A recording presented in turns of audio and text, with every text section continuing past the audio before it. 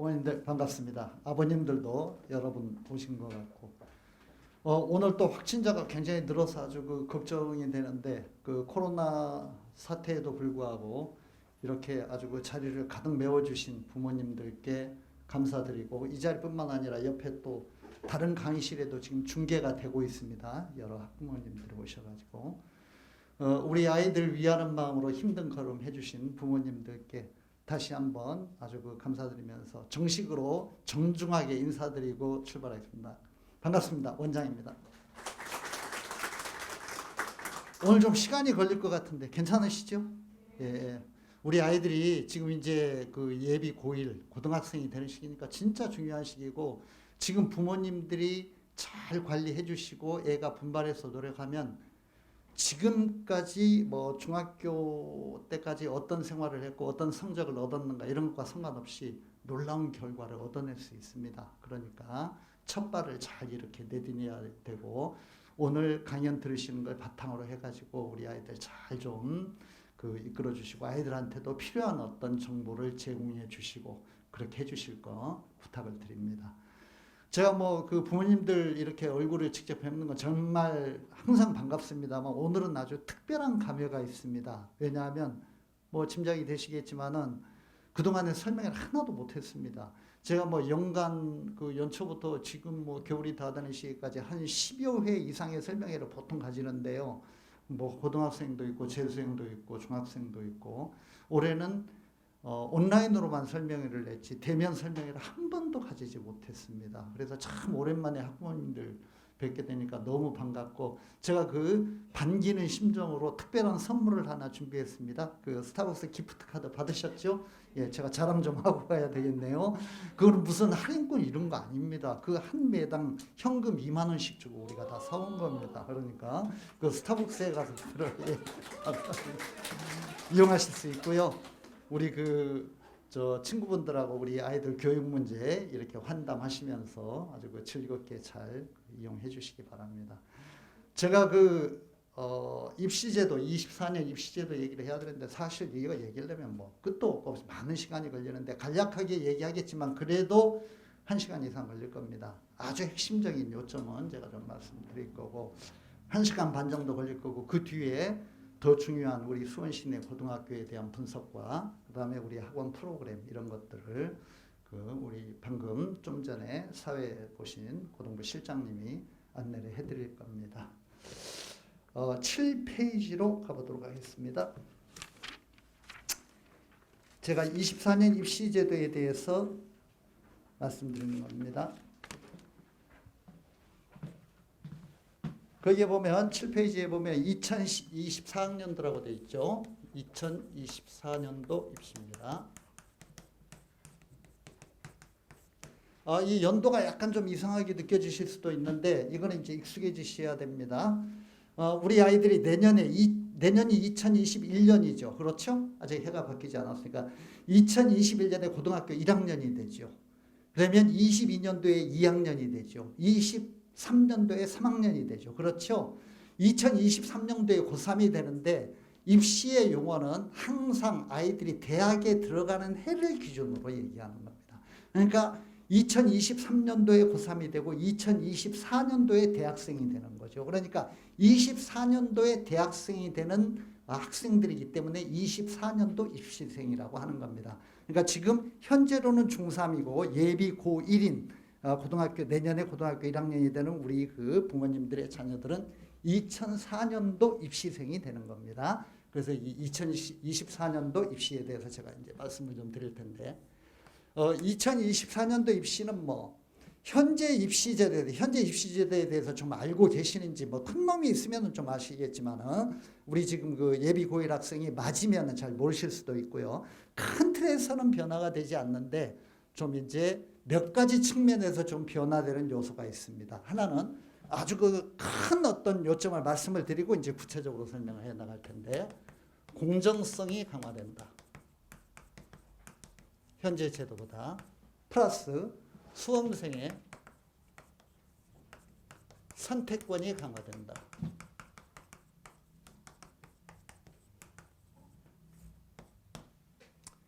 요게 이제 핵심이고요. 이게 추상적인 내용이기 때문에 실제로 어떻게 변하는지는 이제 잘 모르실 수 있고 그냥 기본 정신이 이런 거고 이 정신에 따라서 제도와 내용이 어떻게 변하는지는 제가 차근차근 이제 설명을 드릴 겁니다. 이 공정성 강화는 뭐 우리 사회를 뒤흔들었던 우리 그 조국 사태와 관련이 되어 있습니다. 조국 씨 때문에 뭐 잘 아시는 것처럼 그 조국 씨의 자녀가 그 고려대학을 입학한 한영여고 다닌다 고려대학 입학한 과정이라든가 부산대 의존한 입학한 과정 이런 것들이 조금 불투명하고 이렇게 뭐 상당수 뭐 모든 국민은 아니겠지만 아주 그 많은 국민들의 분노를 불러일으키고 그러면서 대통령까지도 이 입시제도가 어떻게 된 거냐 도대체 이걸 좀 어떻게 국민들의 불만이 좀 가라앉도록 좀 공정하게 해봐라 이렇게 막 해가지고 많은 연구를 한 끝에 이 공정성을 강화하는 쪽으로 입시제도를 강화시키고 이게 이제 본격적으로 이게 단계적으로 이게 도입이 되는데 완벽하게 도입이 되는 게 우리 아이들 예비 고1부터 본격적으로 이게 이제 부분적으로 시행이 되다 본격적으로 도입이 되는 건데 한마디로 이 공정성 강화의 개념이라는 건 뭐냐면은 시험을 봐가지고 성적으로 처리하는 어떤 방식입니다. 그거를 비율을 높인다는 거예요. 비중을 크게 한다는 겁니다. 그러니까 시험 봐가지고 깨끗하게 성적으로 판가름 내자. 무슨 뭐 어떻게 뭐 무슨 뭐 추천서가 어떻고 뭐가 어떻고 스펙이 어떻고 뭐 무슨 뭐 논문이 어떻고 이따위 짓 하지 말고 이제 이런 식으로 가자는 겁니다. 큰 틀은 그런 겁니다. 큰 틀은 그런 거고 그러니까 점수 경쟁의 비중이 좀 더 커지는 겁니다. 공정성이 강화된다는 개념은. 그리고 수험생의 선택권이 강화되는 건 이거는 지금의 어떤 그런 정치권의 의도 이런 것과 상관없이 시대의 추세입니다. 지금 시대가 이제 뭐 4차 산업혁명 시대로 가고 있고 이미 뭐 정보사회를 넘어서 그 다음 단계의 사회로 급속하게 이동하고 있는데 옛날식의 교육 시스템과 제도로는 아이들을 길러낼 수 없기 때문에 지금 현재도 부모님들은 옛날식 교육을 받았기 때문에 조금 이해가 안 되겠지만은 이과와 문과의 개념이 고등학교에서는 없어졌습니다. 고등학교에는 그런 개념이 없습니다. 그리고 아이들이 굉장히 많은 과목을 대학처럼 선택해서 듣습니다. 1학년 때는 그러지 않지만 2학년, 3학년으로 가면은 여러 가지 전공 선택 과목, 필수 선택 과목 이렇게 해가지고 다양한 어떤 그런 과목들을 선택해서 듣고 그와 연결되어 가지고 수능 시험이라든가 대학 진학을 하도록 이렇게 되어 있습니다. 그래서 이게 이제 선택권이 강화된다는 개념은 보겠지만은 지금은 모든 수험생들이 똑같은 수능 시험을 봅니다. 근데 우리 아이들이 수능 시험을 볼 때는 심지어는 국어라든가 수학에도 선택이 있습니다. 국어도 내가 어떤 부분을 선택을 해야 되고 수학도 어떤 부분을 선택을 합니다. 이렇게 선택권이 강화되고 지금 그 문과생은 사회 과목을 보고 이과생은 자연계열 학생은 과학을 보거든요. 현재는 그렇게 되어 있는데 우리 아이들이 시험을 볼 때는 그런 개념이 없습니다. 사회과학의 계열 구분이 없고 마음대로 볼 수 있습니다. 문과생도 과학을 봐도 아무 상관없습니다. 그냥 자연계열 학생이 사회를 봐도 아무 상관없고 그냥 학교에서 배운 걸 바탕으로 해가지고 내가 보고 싶은 거 보면 됩니다. 선택이 자유롭습니다. 이런 식으로 그러니까 통합적 마인드 아이가 문과생이라도 이과적인 마인드를 고등학교 때부터 기르면서 공부할 수 있고 그걸 선택해서 공부를 했다면 그걸 시험 볼 수 있고 이런 걸 다 보장해 주는 겁니다. 이렇게 수험생의 선택권이 강화된다는 거. 이게 이제 큰 정신이고요. 뭐 이거는 그냥 추상적인 개념이기 때문에 머릿속에 넣어두시고 세부적인 내용은 제가 말씀을 드릴 겁니다. 일단 아주 이제 그 고등학생이 되는 어떤 그런 자녀를 둔 학부모님이니까 기본적인 건 알고 계셔야죠. 현행 입시에 대해서 제가 조금 말씀을 드려야 될 것 같은데 이런 용어는 들어보셨죠? 수시와 정시. 이건 들어보셨죠? 예, 수시와 정시. 혹시 이거 알고 계십니까? 수시에서 원서를 몇 번 쓸 수 있는지 알고 계십니까? 6번. 예. 정시에서는요? 3번. 우리 부모님들은 뭐 수능 세대인지 학력고사 세대인지 요즘은 뭐 수능 세대들도 많이 계시던데 그래도 옛날에는 원서를 한두 번 내고 떨어지면 끝이었잖아요. 수능 초기 세대라고 하더라도 요즘은 대학 입시라는 게 굉장히 다릅니다. 요즘은 원서를 굉장히 많이 씁니다. 대학이 많이 이렇게 지원을 하고 그리고 미리 알고 계셔야 되는데 나중에 심리적 충격을 받지 않으시기 위해서 그 원서를 내고 지원을 하면 대부분 다 떨어집니다. 네, 우리 애만 떨어지는 게 아니에요. 딴 애도 다 떨어집니다. 그래서 입시라는 게 한 번 보는 게 아니라 굉장히 여러 번 어플라이를 하고 여러 번 떨어지는 과정입니다. 심지어는 많이 떨어지는 애들은 막 이렇게 재수하고 이러면서 20번, 30번씩 떨어지기도 합니다. 그러니까 벌써 고3이 되어가지고 기본적으로는 어떤 아이들이든 9번은 지원을 하게 되어 있잖아요. 그렇죠? 원서를 9군데를 지원을 하는 겁니다. 9번을 원서를 쓸 수가 있어요. 이렇게 되어 있고, 수시에는 크게 이제 기존의 입시 제도로 보자면 4개의 트랙이 있습니다. 4개의 길이 있는데, 이런 용어는 이제 앞으로 굉장히 익숙해지셔야 되는데, 학생부 교과, 학생부 종합, 논술, 특기자. 기존의 제도입니다. 24년 제도가 아닙니다. 제가 참고를 위해서 말씀드리는 거예요. 이거는 수능 중심 전형이 있고 특기자가 있는데 특기자는 비중이 적으니까. 자, 현재 입시 제도는요. 현재 입시 제도는 정시에서는 애들이 전부 일괄적으로 원서를 내가지고 시험 봐가지고 대학 들어가는 정시제도에서는 수능 점수만으로 가는 겁니다. 이거는 이제 한꺼번에 1월 초에 이렇게 하게 돼 있고, 그 전에 8월이나 9월 달부터 대학에서 그냥 대학 나름대로 일정을 정해가지고 미리 애들을 쫙 뽑아요. 원서를 받아가지고. 이거는 이제 수능과도 관련이 있는데 관련이 전혀 없는 건 아니고, 이 수시는 6번 원서를 내는 거고, 그래서 도합 9번 지원을 할 수 있는 건데, 이 수시는 정시는 전부 수능 점수, 수능 하나만으로 계산을 해가지고 대학을 들어가지만, 수시는 4개의 트랙이 있습니다. 4개의 길이 있어요. 학생부 교과, 학생부 종합, 논술, 특기자라고 하는 겁니다. 이게 현재 제도예요. 그런데 아까 제가 말씀드린 이 공정성 강화의 측면 때문에 바뀌었습니다. 우리 아이들 지금 예비 고1들은 일단 이 논술 제도라는 게 모호하기 때문에 논술 채점에 주관성이 많이 개입될 수 있다. 장난을 칠 수 있다. 아예 없애버렸습니다. 이거를. 이게 그 상위권 대학들이 상당히 선호하는 전형 중에 하나인데 논술이 없습니다. 2023년도에는 지금 단계적으로 줄여가고 있거든요. 22년도에 줄이고 23년도에 더 줄이고 해서 24년도에는 없습니다. 이게. 특기자도 굉장히 이것도 장난칠 요소가 많이 있기 때문에 완전히 억압을 해가지고 비중이 엄청나게 줄어들어서 실제로는 없다고 해도 과언이 아닙니다. 없어요. 특기자 전형. 그러니까 우리 애가 아주 특별한 뭐 수학 영재라든가 영어 영재라든가 아주 뭐 특별한 어떤 체육 영재라든가 메달을 딸 정도의 이런 어떤 특기자 지원을 할 수밖에 없는 자녀를 두고 있으면 제가 말씀드리지 않아도 특기자 전형에 대해서는 알고 계실 거니까 이거는 제가 설명 안 할 거예요. 필요 없어요. 이거는. 그냥 전체 고등학교 졸업생이 한 2, 3% 이런 정도에 해당이 되는 비중이니까 의미가 없습니다. 그러면 이렇게 간략하게 정리하시면 됩니다. 우리 아이들이 지금 예비고1 학생이 대학에 들어가는 데는 들어가는 문이 3개가 있다. 학생부 교과와 학생부 종합과 수능. 아시겠죠? 네, 이해가 되시죠? 이제 이 용어를 기억을 해 주시고, 요거는 하나씩 제가 좀 이따 따로 다 설명을 할 겁니다. 학생부 교과라는 건 이게 이제 용어에서 보듯이 교과 성적을 가지고 가는 거야. 근데 착각하시면 안 되는 게 교과 성적을 가지고 대학에 들어가는 건 아니에요. 이거는 교과 성적에 수능이 결합되어 있는 건데 어쨌든 학생부 교과 전형이라고 하는 거고, 이게 그 말만은 우리 그 조국 씨의 딸이 이용했다는 그 학생부 종합 전형, 상위권 대학들이 굉장히 좋아하는, 점수로 따지지 않고 걔 스펙이라든가 여러 가지 뭐 수상 경력이라든가 활동 경력이라든가 이런 것들을 가지고 학생을 뽑는 겁니다. 참고로 서양의 모든 대학은 다른 전형이 없고 학생부 종합으로만 뽑아요. 이게 입학사정관 전형이라고 하는 건데, 우리나라는 이 제도가 몇 년 전에 도입이 되었는데 상위권 대학들은 굉장히 선호하지만 사회적으로 공정성에 대한 문제가 굉장히 많이 제기가 되면서 이게 좀 위축이 되고 있습니다. 그래서 현재로는 이거는 없어졌습니다. 가입표 쳤고 24년도 기준으로 제가 말씀드리는 거야. 학생부 종합은 줄어들고 있습니다. 위축이 되고 있고요. 그리고 학생부 교과는 상승 중입니다. 인원이 계속 늘어나고 있고, 수능은 더 커요. 이거는 굉장히 늘렸습니다. 화살표를 제가 크게 그렸습니다. 현재로 하고 굉장히 많이 달라지는 게 뭐냐면요. 현재는 이 그 정시에서 수능으로 아이들을 뽑는 게 23%밖에 안 됩니다. 현재는 우리 아이들이 볼 때는 24년도 입시에서는 어떻게 되냐면 이거는 40% 이상으로 키웠어요.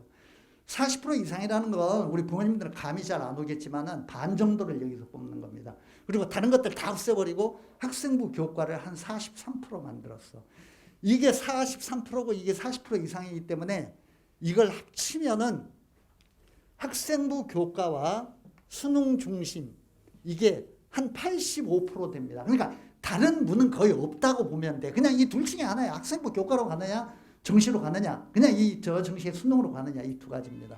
그런데 이 두 개의 전형에서 학생부 교과와 수능 중심 전형에서 수능 중심은 정시에서 수능 중심은 이거 말할 필요도 없이 수능 시험 봐가지고 성적으로 가는 거예요.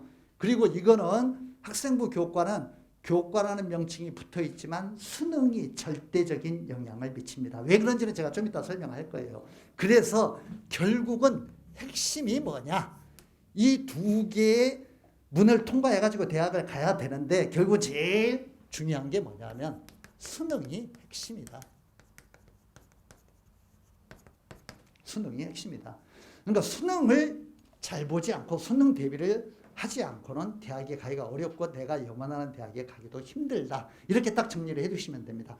다른 거 복잡하게 뭐 수시가 어떻고 특기가 어떻고 학생부가 이런 거 다 쓰잘데기 없는 소리야. 제가 간명하게 정리해드리는 거니까 수능 시험을 잘 봐야만 영원하는 대학에 갈 수 있고 좋은 대학에 갈 수 있다. 그렇지 않고는 다른 길은 엄청나게 복잡하거나 힘들거나 어렵다라는 거, 이거를 말씀을 드리겠습니다. 그래서 간결하게 정리한다면 우리 24년도 입시에서는 학생부 교과와 정시의 수능 중심 전형, 이걸 통해서 대학에 가야만 되고 여기에서 수능이 결정적인 영향을 미치기 때문에 수능 대비를 꾸준히 해 나가야 된다는 거, 이 핵심이라는 거, 이거를 정리를 해드리겠습니다. 이런 아주 기본 틀, 제가 말씀드린 24년도에는 공정성이 강화되고 수험생의 선택권이 강화된다. 수시와 정시는 이런 구조를 가지게 된다. 이거를 염두에 두어 주시고 이제 그 자료집의 내용을 좀 검토해 보도록 하겠습니다. 7페이지에 2024년도 대비를 위한 23년도 대입 분석 그렇게 되어 있는데 뭐 23년도는 의미가 없고요. 그 밑에 24년도 중심으로 말씀드릴게요. 학생 수 감소로 과거 이슈보다 수월할 수 있다. 밑줄 하나 쫙 치시고요. 그냥 우리 아이들은 상당히 복받은 세대입니다. 이렇게 말씀드릴게요. 그 밑줄 친 말의 의미가 뭐냐면 학생 수 감소로 과거 이슈보다 수월할 수 있다. 대학 가기가 쉬워진다. 우리 아이들 때는.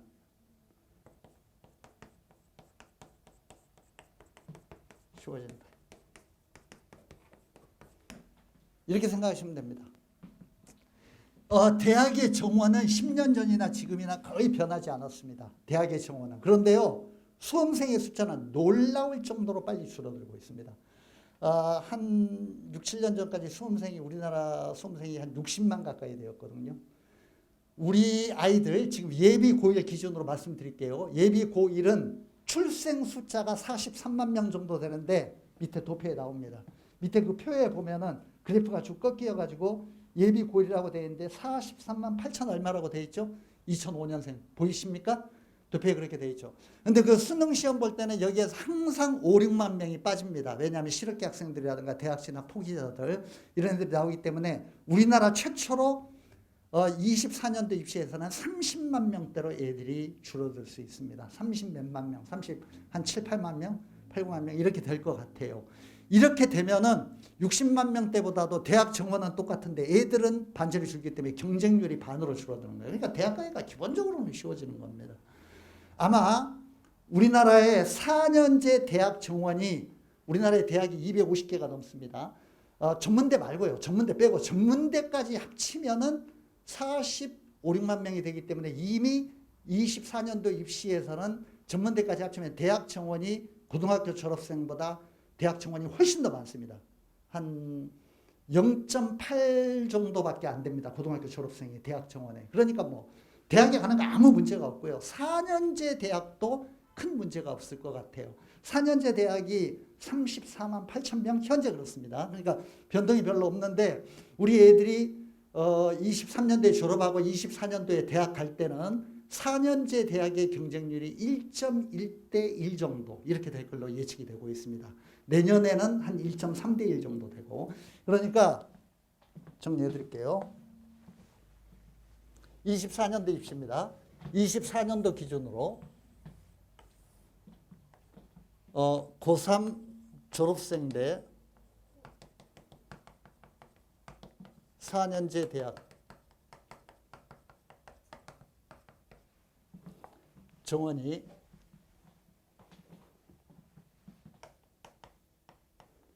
한 1.1대1 정도, 1.1대1 정도, 이 정도 비율이 됩니다.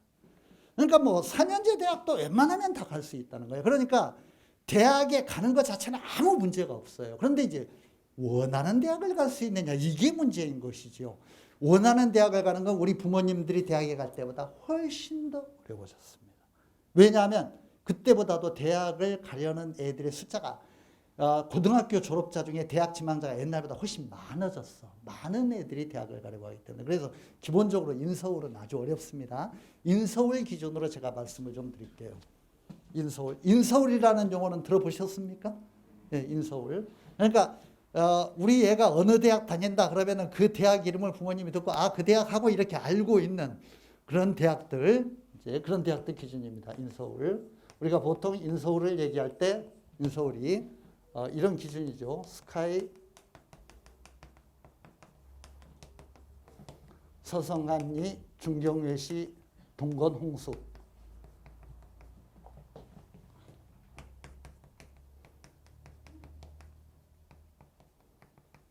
제가 뭘 썼는지는 아시죠? 예, 대학임. 그러니까 이제 요 대학들 다니면은 뭐 대학 좀 이제 다닌다 이렇게 얘기할 수 있는 거죠. 이게 이 비율은 이게 인서울입니다. 인서울. 고3 졸업생 대 인서울의 비율은 24년도 기준으로 말씀을 드릴 때 어느 정도가 되냐 하면은 놀라지 마십시오. 10대 1 정도 됩니다. 10대 1. 그러니까 수험생의 수능을 보고 대학을 가려고 하는 수험생의 10%만 인서울을 할 수 있습니다. 스카이, 서성한이, 중경외시, 동건, 홍수계는 10%만 입학을 합니다. 그러니까 워낙 대학들이 많기 때문에 대학을 가는 건 어려운 일이 아니지만 요 대학들을 가는 건 아주 어려운 일이라는 거. 10%라는 걸 염두에 두어 주시고요. 10%라는 기준에 대해서 제가 조금 말씀을 드리겠습니다. 이게 어떤 기준이냐면은 우리 이제 수원 중심으로 말씀을 드릴게요. 수원이란 지역은 고등학교의 학력이 물론 이제 수원의 그 학교에 따라서 지역에 따라서 구에 따라 약간 좀 학력 격차가 꽤 이렇게 나긴 합니다만 그냥 평균적으로 말씀을 드리자면 전국 평균 정도로 말씀드릴 수 있습니다. 그러니까 서울이라든가 뭐 이런데 이렇게 8학번의 학생들처럼 아주 학력이 높거나 뭐 특목고 학생들처럼 아주 학력이 좋은 것도 아니고 시골에 저 무슨 뭐 그 농촌에 있는 애들처럼 아주 학력이 떨어지는 것도 아니고 평균 정도의 분포를 보이거든요. 그러면 평균 정도의 분포를 보인다는 건 무슨 뜻이냐면은 우리 애가 전교에서 10% 안에 들어야 내신이라든가 수능이 10% 안에 들어야만 인서울이 가능하다. 이해가 되십니까? 그러니까 반의 정원이 30명이면은 반에서 6등 안에 들어야 되겠네요. 그렇죠? 저 3등 안에 들어야 되겠네. 10%니까. 그렇죠? 10%니까. 3등 안에 들어야 됩니다. 그러니까 실제로는 상당히 어려운 확률입니다. 쉽지가 않습니다. 이게. 그런 정도의 확률이라는 거. 그래서 실제로 재학생, 재수를 하지 않고 재학생 때 인서울 대학을 가는 건 상당한 정도로 실력이 있고 공부를 해야만 가능한 게 현실이라는 거. 이런 것들을 염두에 두시기 바랍니다. 수원의 기준을 좀 말씀을 드렸고요. 하여튼 4년제 대학 정원의 24년도에는 1.1대 1이고 인서울의 경쟁률은 10대 1 정도 된다. 10%만이 지나갈 수 있다. 거기 이제 이렇게 그 인구 분석 이런 거 나와 있는데 그 도표봐야 머리만 아프시니까 그냥 숫자는 뭐 그냥 제가 말씀드린 것만 기억을 이렇게 하시면 될 것 같습니다. 12페이지 가보도록 하겠습니다. 12페이지. 24년도에 대입제도가 어떻게 바뀌는지 그 말이 나오는데 제가 아까 처음에 말씀드린 겁니다. 처음에 공정성 강화, 그 다음에 수험생의 선택권 확대 말씀드렸죠. 그겁니다. 그 내용이 거기에 나오는 겁니다. 수능 위주 전형 40% 확대를 권고한다. 밑줄 하나 쳐주시고요. 12페이지 아래쪽에 있는 수능 중심의 전형을 40%로 확대한다. 이게 굉장히 늘어난다는 겁니다. 뭐 구체적인 숫자 이런 거 보실 필요 없어. 그냥 뒤에 마이크가 왜 울리지? 지금 그 방송은 괜찮아요? 네, 녹화 괜찮습니까? 네, 마이크가 조금 에코가 있네. 몇 명을 어느 대학에서 어떻게 뽑고 얼마나 늘리는가 이런 것들은 뭐 지금은 신경 쓰지 않으셔도 되고요. 그냥 한마디로 아까 제가 말씀드린 정시에서 마지막에 시험 봐가지고 수능 점수로 애들을 뽑는 게 굉장히 많이 늘어나고 있다. 그 문이 커지고 있다. 그것만 염두에 두시기 바랍니다. 13페이지에 아까 제가 말씀드린 수험생의 선택권이 확대된다. 그것과 관련된 겁니다. 13페이지 중간에 국어 수학 영역에서 공통선택 구조 도입 및 EBS 연결 축소. 그건 아주 중요한 겁니다. 별 표시 하나 쳐주시고요. 밑줄 하나 쫙 쳐주세요. 그 밑에 표를 좀 보도록 하겠습니다. 자, 표를 보면은 왼쪽이 2021년도 이번에 시험 보는 애들의 수능, 바뀌기 전에 수능이고요. 오른쪽이 우리 아이들 예비 고1에 해당이 되는 수능입니다. 2022년도, 2023년도 수능이라고 되어 있는데 이게 24년도에도 그대로 적용이 되는 거예요. 그대로 가는 겁니다. 그러니까 변화가 되는 거예요. 변화는 내년부터 일어나게 되어 있는데 그게 이제 24년도까지 가는 겁니다. 자, 그 양쪽을 비교해서 보시면요. 2021년도의 수능은 모든 애들이 똑같이 봐. 국어의 내용이 똑같아요. 그냥 그거는 항목 구성을 독서, 문학, 화법과 작문, 언어라고 하는 건 항목 구성을 얘기하는 거지 이걸 전부 다 본다는 거예요. 모든 수험생이. 그런데 우리 아이들이 시험을 볼 때는 오른쪽에 보세요. 독서와 문학은 공통으로 75%야. 그리고 그 다음에 밑줄 치세요. 25%는 선택입니다. 국어에서 75점은 공통적으로 시험을 보고 25점에 해당되는 부분은 내가 선택해서 보는 거야. 화법과 작문, 언어와 매체 중에 하나를 선택하는 겁니다. 둘 중에 하나를 선택하는 거예요. 아셨죠? 네. 이게 뭔지는 이제 나중에 뭐 이렇게 학교에서 공부하면서 보면 되고요. 보면 되고. 이거는 선택이기 때문에 나는 국어 천재니까 양쪽을 다 볼 거야. 받아주지 않습니다. 한쪽만 볼 수 있습니다. 무조건 한쪽을 선택해야 돼요. 참고로 말씀드리면 언어와 매체가 문법입니다. 언어와 매체가 문법이고 화법과 작문은 듣기와 쓰기에 해당되는 건데 문제는 훨씬 더 쉽습니다. 언어와 매체가 상당히 어렵고요. 옛날에 문법 공부할 때 굉장히 어려우셨죠? 예. 언어와 매체가 어려운 부분이고 화법과 작문이 쉬운 부분입니다. 수학도 지금은 모든 애들이 똑같은 수학 문제를 봅니다. 이과는 이과 문제 보고 문과는 문과 문제 보고 모든 애들은 똑같아요. 24년도 수능에서는 문과, 이과 이런 개념도 없어지고 공통 부분이 수원과 수투로 75점입니다. 이건 전부 똑같이 보는 거야. 모든 학생들이. 그리고 선택 부분이 셋 중에 하나를 선택하는 겁니다. 밑줄 치세요. 확통, 미적, 기하 중에 하나를 선택하는 겁니다. 대체적으로 현재 예상은 확통은 문과 학생들이, 미적은 이과 학생들이, 기하는 이과의 최상위 학생들이 선택할 걸로 보고 있습니다. 현재는 그래요. 현재는 그렇습니다. 그런데 이것도 나는 수학 천재이기 때문에 세 개 다 볼 거야. 받아주지 않습니다. 셋 중에 하나만 볼 수 있습니다. 셋 중에 하나만 봅니다. 자, 그러니까 국어와 수학에서 선택의 부분이 있게 된다는 거. 아까 제가 말씀드린 수험생의 선택권이 확대된다는 그 개념이고 학교에서 배울 때도 이런 갈래에 따라 가지고 선택해서 자기가 공부를 할 수 있게 되어 있어요. 지금 고등학교의 커리큘럼이 그렇게 되어 있습니다. 그 아래쪽에 보시면은 다른 거 볼 필요 없고요. 제일 아래쪽에 사과탐 한번 보세요. 사과탐에 보면은 일반계 고등학생들은 사회과학의 계열 구분 없이 택일을 한다. 밑줄 하나 쳐주시고요. 제일 아래쪽에 계열 구분 없이. 이게 무슨 말이냐면 자연계는 과학 보고 인문계는 사회 보고 이런 거 없다는 겁니다. 그냥 아무 구분 없이 그냥 두 개 보는 거야. 사회 하나 과학 하나 이렇게 봐도 돼요. 이렇게 봐도 되고 그냥 자기 마음대로 보는 거야. 아무거나 봐도 됩니다. 아무거나 봐도. 자, 이게 지금 변화되는 수능의 핵심입니다. 변화되는 수능의 핵심이고 제가 여기에서 이 변화되는 데서 조심해야 될 게 뭔지 말씀을 드리겠습니다.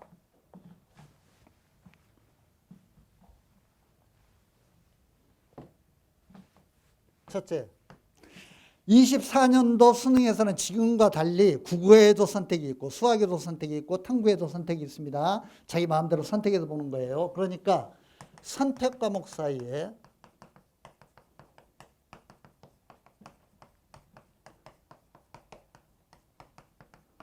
난이도 차이에 주의해야 됩니다.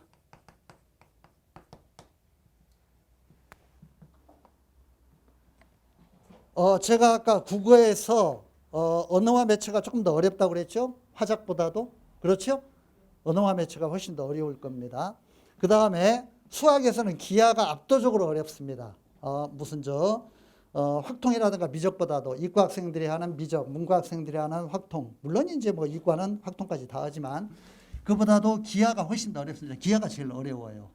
그러면 제가 이거 정말 이 부모님들에게 이거 설명하는 건 진짜 어려운 건데 선택 과목 사이에 국어에서 언어와 매체를 선택하는 거 어려우니까 수학에서 기하를 선택하는 거 어려우니까 이게 난이도가 높으니까 점수가 떨어지겠네 그러면 피해야 되겠네 이렇게 생각하실 수 있잖아요. 그런 개념이 전혀 아닙니다. 이거는 그렇게 단순한 게 아니에요. 이 난이도 차이라는 것이 이렇게 그 입시를 좀 아셔야 되는데 이거는 상당히 복잡한 개념입니다. 이게 일단은 이렇게 써드릴게요. 단순하지 않다.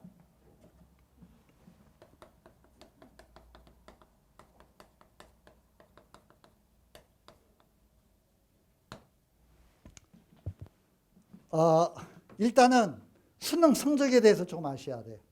수능에서 내가 받은 점수, 내가 문항에다가 그 문항당 점수가 2점이다, 3점이다 이런 점수 있잖아요. 가령 국어에서 50문항이, 45문항이 나온다. 그러면은 그 45문항에서 50문항에서 뭐 배점당 2점짜리 문제가 있고 3점짜리 문제가 있고 3점짜리 문제와 2점짜리 문제를 합쳐가지고 합하면 100점이 되잖아. 예? 곱하기 몇 하면은 이런 점수를 뭐라고 그러냐면은 원점수라고 하는 겁니다. 본래 내가 받은 점수. 그런데 놀랍게도요, 수능 성적표를 받으면 원점수라는 건 안 나와요. 그런 건 점수가 아니야. 그냥 관심이 없어. 평가원에서는. 원점수로 통보하는 게 아니라 백분위 점수와 표준 점수라는 걸로 통보를 하는 겁니다. 백분위 점수라는 건 전국의 그 과목의 시험 본 학생들을 처음부터 끝까지 일렬로 쭉 세웠을 때 어느 구간, 1등 구간에 들어가냐, 2등 구간에 들어가냐, 3등 구간에 들어가냐, 4등 구간에 들어가냐 해서 1점부터 100점까지 쭉 이렇게 점수를 매겨가지고 주는 거예요. 그게 백분위야. 물론 백분위의 제일 높은 점수는 100점이 되겠죠. 제일 낮은 점수는 빵점이 되겠고 이렇게 되는 거고, 표점이라는 건 뭐냐면은 평균 집단과의 거리를 점수로 환산한 거예요. 그 공식은 나중에 배우세요. 수학적으로 이해를 하셔야 되는데 평균 집단과 얼만큼 멀리 떨어져 있는가. 과목 간의 난이도 조정을 위해 가지고 이런 점수 제도를 도입을 했고, 원점수라는 건 수능에서는 개념이 없습니다.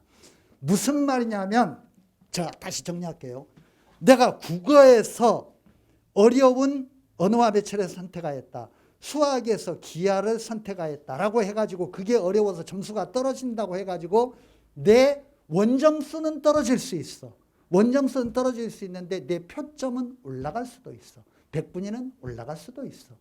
이게 이제 차이가 난다는 겁니다. 그러니까 그렇게 단순하지 않다는 거야. 문제가 어려운 게. 그 과목이 굉장히 어려워가지고 애들의 평균점이 많이 떨어지면 표점이 확 올라가면서 내가 약간 틀려도 표점은 더 이득을 볼 수가 있는 거야. 이런 개념입니다. 자, 그냥 이해를 위해서 제가 이거 질문 하나 할게요. 국어, 영어, 수학에서요, 제가 질문 하나 드릴게요. 영어는 지금 절대평가되었으니까. 그냥, 국어와 수학 중에서 제가 질문 하나 드리겠습니다. 국어하고 수학만 생각하죠. 국어하고 수학 중에서 표준 점수가 훨씬 더 높게 나오는 게 어떤 과목일까요? 표준 점수가 훨씬 더 높은 게 당연히 수학입니다. 아주 특별한 해가 아니면 수학이 훨씬 더 높습니다. 왜냐하면 제가 아까 말씀드렸는데 평균 집단과의 거리를 점수화시키는 것이기 때문에 국어는 평균이 항상 한 60점에서 70점 정도 나옵니다. 웬만한 애들은 다 읽고 그냥 이렇게 문제를 풀 수 있기 때문에. 수학은 한 40점 정도, 40점에서 50점 이렇게 나와.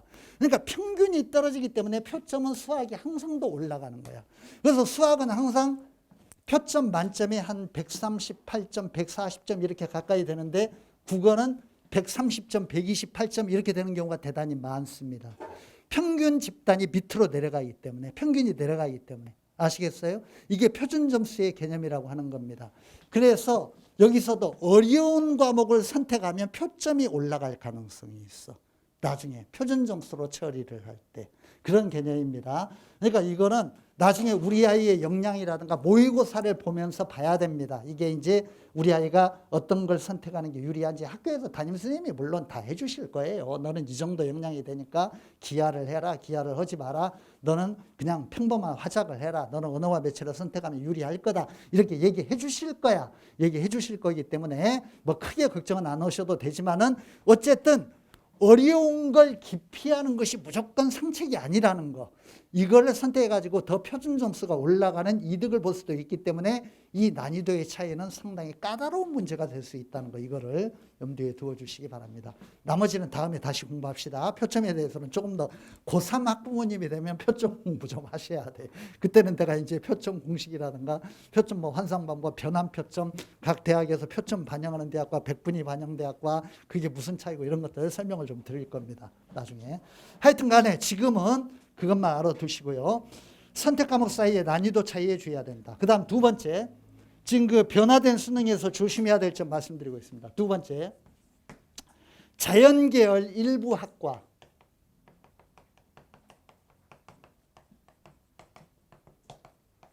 특히 의대와 상위권 대학입니다. 의대, 상위권 대학, 약대 이런 데는 수학과 과학을 지정하는 경우가 많습니다.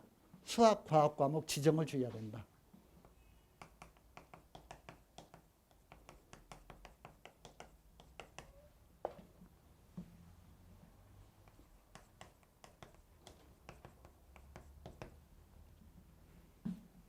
이게 무슨 말이냐면은 지금 수능제도의 기본 취지는 문과생들이 많이 보는 확통을 보고도 이과 계열 지원하는 거 아무 상관없습니다. 내가 점수는 이쪽 확통에서 얻고 공대를 지원해도 되고 뭘 지원해도 되고 아무 상관없어. 지금은 그렇게 되어 있어요. 그런데 대학에서, 그러니까 말하자면 쉽게 얘기하면 대학의 그 계열과 과에서 배짱을 부릴 수 있는 갑 역할을 하는 그런 과들은 지정을 합니다.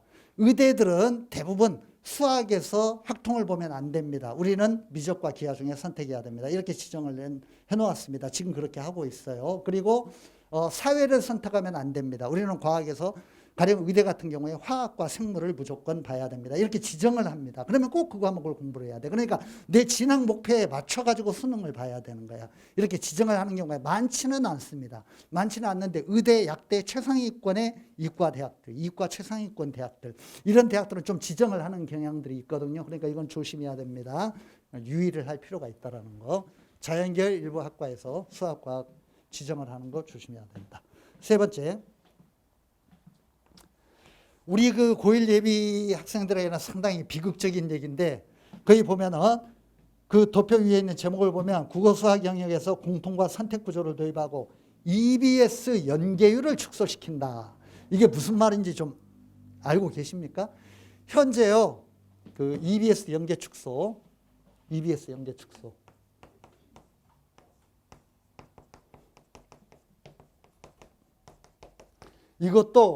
이걸 아시려면은 우리 그 수험사의 어떤 그런 전개 과정, 히스토리를 부모님들이 좀 아셔야 되는데,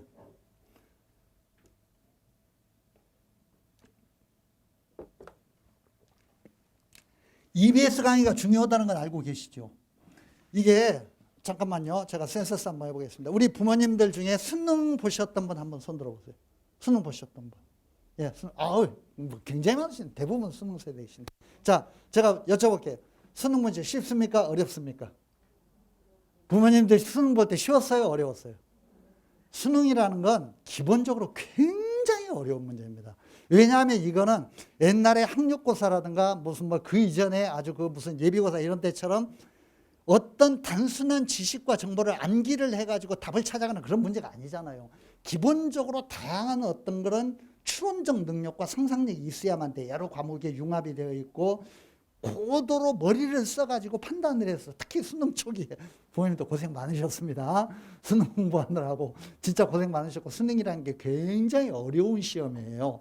이게 우리나라에서 하도 암기 교육 위주로, 주입식 교육 위주로 애들을 길러내다 보니까 변화되는 시대에 맞는 인재를 길러낼 수도 없고, 너무 문제가 정형화되고 애들 암기 교육에 시달리고 이러다 보니까 문제의 패턴을 바꾸자 해가지고 수능 시험을 도입을 했고, 아마 우리 부모님들은 수능 초기 세대에 해당이 될 것 같아. 엄청나게 고생하셨고, 수능 문제라는 게 기본적으로 너무 어렵기 때문에 애들이 공부를 해도 점수가 연결이 안 돼. 아무리 공부를 열심히 해도 뭔가 명료하게 이렇게 답하고 이렇게 그 매칭이 안 되니까 애들이 학습 의욕이 떨어지고 학습의 동기부여가 안 되고, 오히려 아이들이 학습에 대해 등한시하는 풍조 같은 거 이런 것들이 일어나게 되고 막 재수복이다. 그냥 뭐 머리 좋은 애들이 수능 시험은 장땡이다. 막 이런 그 현상이 일어나게 되고 아주 온갖 문제가 일어났습니다. 갖가지 부작용이 많이 일어났죠. 그래서 정부에서 참 이게 답답하고 수능 문제가 너무 추상적이고 너무 어렵고 이런 문제도 있고 또 너무 어렵다 보니까 우리 같은 사교육기관에 너무 많이 의존을 하려고 하고 유능한 강사들에게 자꾸 의존하고 이런 현상이 있다 보니까 이런 걸 좀 없애기 위해서 어떻게 좀 폐단을 없애기 위해서 국리를 하다가 전국에 무료로 제공하는 EBS 교육방송의 컨텐츠를 수능과 좀 연결을 시켜보자. EBS 교육방송은 무료로 제공되는 거니까 모든 대한민국의 고등학생이 그걸 보고 공부할 수 있다. 그 안에 있는 문제와 그 안에 있는 컨텐츠를 가지고 출제를 해보자. 이렇게 된 겁니다. 그러니까 본래 수능 시험의 추상적인 사고를 측정하고 어떤 그런 추론적 능력을 이렇게 바탕으로 해가지고 문제 해결 능력을 이렇게 알아내고 측정하자고 이런 어떤 취지는 너무나 고도로 어렵고 개인 간의 편차가 크고 학습 능력을, 학습 의욕을 저하시키고 이런 문제가 발생하다 보니까 약간 좀 암기 교육으로 돌아온 거죠. 그냥 EBS 교재를 열심히 외워라. 그러면 그 안에서 문제 내줄게. 이렇게 된 겁니다. 그래가지고 이게 상당히 지금 한 근래 한 6, 7년 동안 아주 정착이 되어 보편화되었어요. EBS 연계율이 한 70% 가까이 됩니다. 그동안에. 이거는 말이 연계지. 그동안에는 또 초기 단계에서 EBS 연계는 추상적이었어.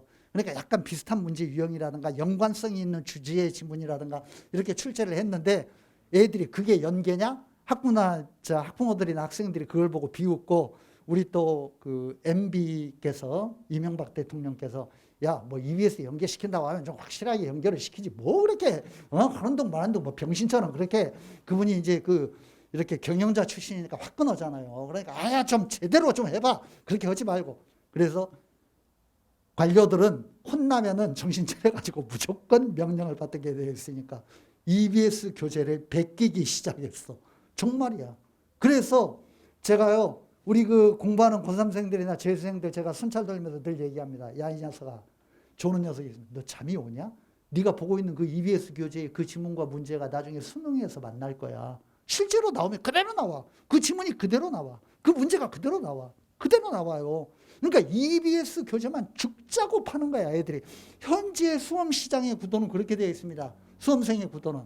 대한민국의 모든 고3 학생들의 교과서는 EBS 교재입니다.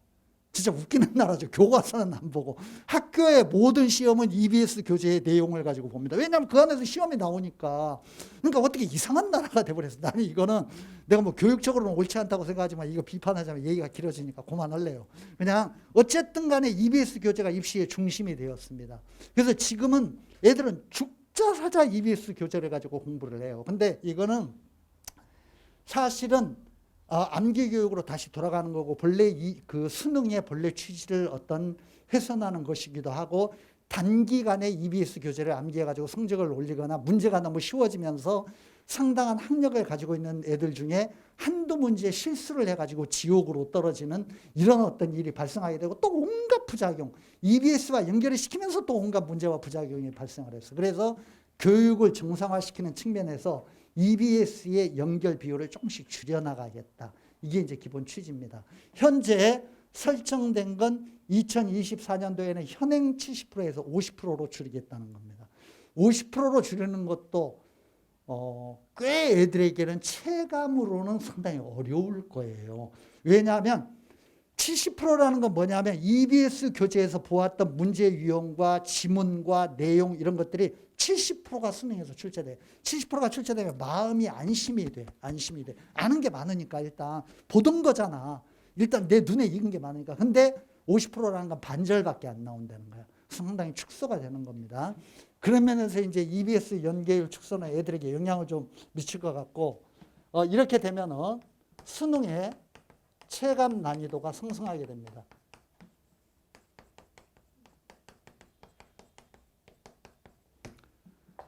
느끼는 지금은 수능이 애들이 EBS 교재로 공부를 하다 보면 상당수의 문제들은 보았던 문제들과 맞추기가 쉬워요. 그런데 이게 70%에서 50%로 떨어지면 보았던 문제들의 비율이 떨어지기 때문에 피부로 느끼는 어려움이 상당히 상승할 수 있습니다. 그러면서 아주 기본적인 학력 이런 것들이 중요해집니다. 그러니까 처음에 배울 때 기본에 충실해야 된다. 너무 EBS 교재를 가지고 의존하는 것보다 고3 때 EBS 교재 공부해가지고 수능 대비를 하려고 하는 것보다 고1 때부터 착실하게 기본에 충실해야 된다.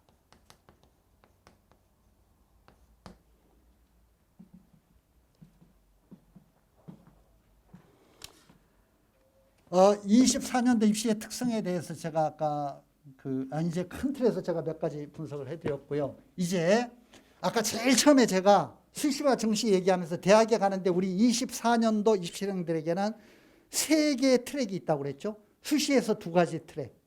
학생부 교과와 학생부 종합. 그 다음에 정시에서 수능. 수능 중심 전형. 3개의 트랙이 있다고 그랬죠. 다른 건 없습니다. 그러니까 그동안의 학부모님들보다는 우리 부모님들은 굉장히 단순해지셨어. 뭐 논술 뭐 어쩌고 뭐 적성도 없어졌어. 논술도 없어지고 적성도 없어지고 특기도 없어지고 다 없어졌기 때문에 그냥 지금은 심플한 거야. 3가지 중에 수시에서는 학생부 교과와 학생부 종합, 정시에서는 수능 이것만 생각하시면 됩니다. 이 3가지 전형에 대해서 제가 지금부터 설명을 좀 드릴 겁니다.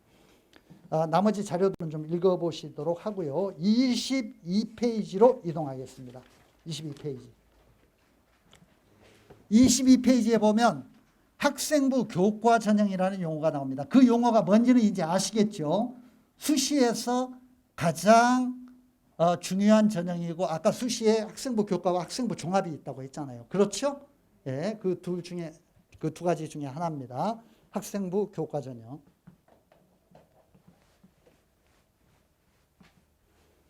학생부 교과 전형에 대해서 제가 몇 가지 정리를 해드리겠습니다.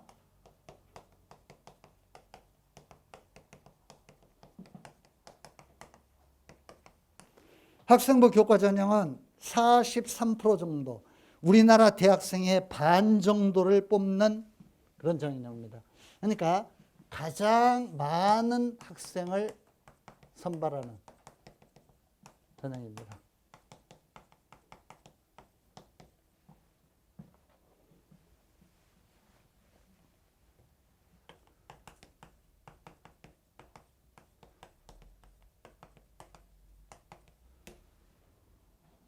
자, 이 명칭은 여기에서 보시면 알겠지만 학생부 교과라고 되어 있으니까 이걸 보면 짐작이 되시죠.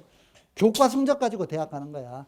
내신 성적. 학교에서 받은 성적 가지고 대학을 가는 거야. 그걸 이제 내 가지고. 아셨죠? 예? 그러니까 이거는 점수로 경쟁을 하는 거기 때문에 공정한 거죠. 다른 뭐 어쩌고 스펙이 어떻고 논문이 어떻고 뭐 어쩌고 이런 거 아무 필요 없어. 그냥 학교 내신 성적 가지고 가는 겁니다. 교과 전형입니다. 가장 많은 학생을 선발하는 전형입니다. 두 번째. 이게 그 24년도 입시에서 현재와 조금 달라지는 점인데요. 학부모님들 신경 쓰셔야 됩니다. 추천 제도가 보편화되는 추세이다.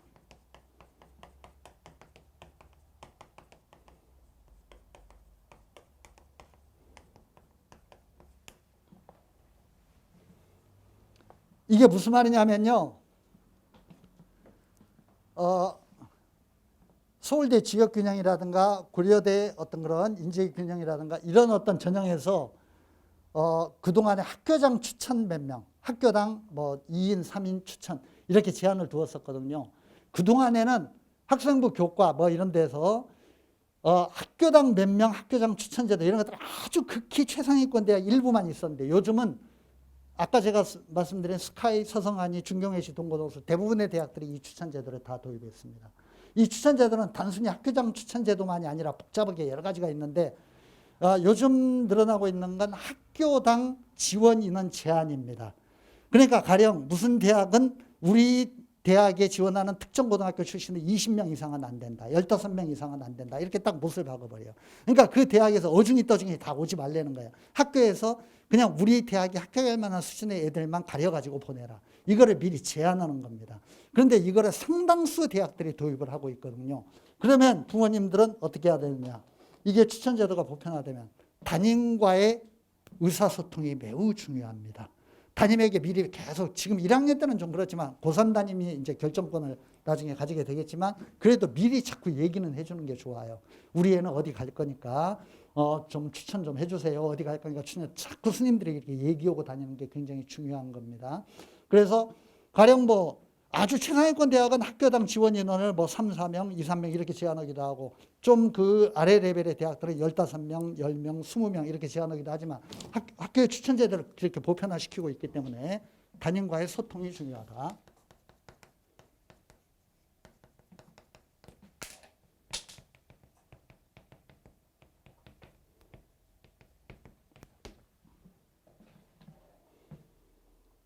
세 번째. 이게 오늘 아주 유념하고 가셔야 될 내용인데요. 용어로 착각하시면 안 되는데 학생부 교과 전형이라고 하니까 제 말이 굉장히 이상하게 들리실 텐데 교과 성적을 가지고 대학을 가는 방식인가 보다. 교과 성적이 좋으면 좋은 대학을 가나 보다. 이렇게 생각하시는데 전혀 그렇지 않습니다. 교과 성적이 좋아도 좋은 대학 못 갑니다.